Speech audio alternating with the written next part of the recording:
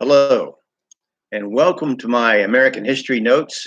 I'm talking about America before Columbus.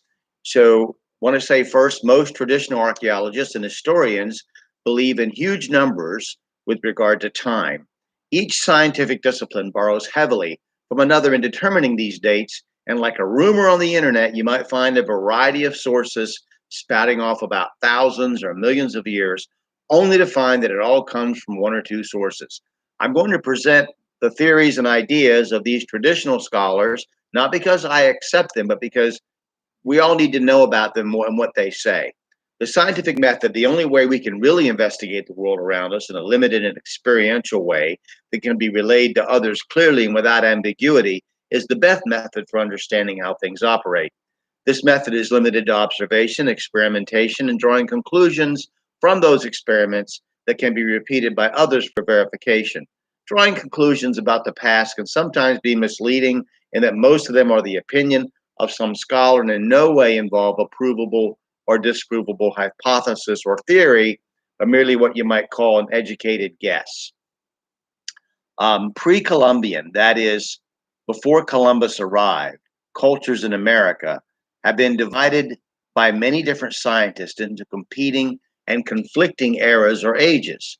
The Pecos classification, named after a 1927 conference in Pecos, New Mexico, divides particularly southwestern Native American culture into an archaic era lasting from about 8,000 BC to 1200 BC, an early basket maker 2 era from 1200 BC to 50 AD, a late basket maker 2 era from 50 to 500, and basket maker 3 from 500 to 750, and then Pueblo eras 1 to 4, taking us right up until the Spanish conquest.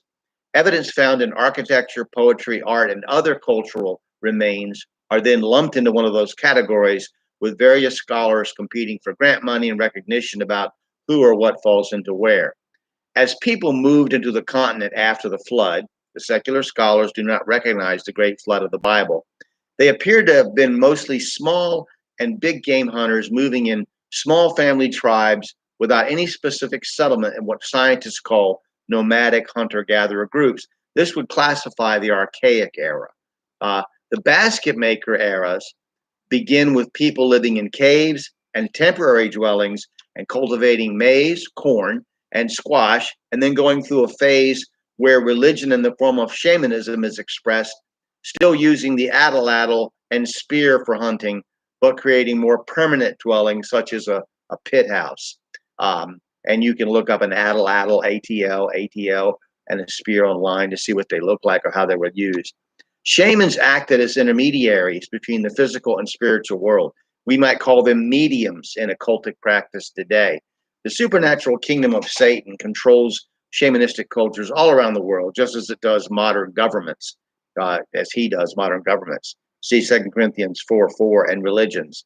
Modern people should not feel too superior to so-called primitive cultures, as with regard to who is in charge of their basic operations, there's basically no difference between the two groups, or as one preacher said, the only difference between civilized people and savages is some nifty buildings. So anyway, groups begin to unite to cultivate beans and make pottery. The bow and arrow takes the place of the aforementioned weapons as the weapon of choice for hunting. It is believed the domestication of certain animals, such as turkeys, took place during this time. There are larger, more organized civilizations in Central America by now, and trade with them is what brought beans to North America, or so it is thought. So we can say that before this time, the people in North America didn't know beans. I'm just joking. The question becomes, why were Central and South America so much better organized than North America? And we'll discuss that a little bit next time. I really enjoy this. I hope you get something out of it and maybe something to think about, argue about, whatever. I look forward to talking to you again.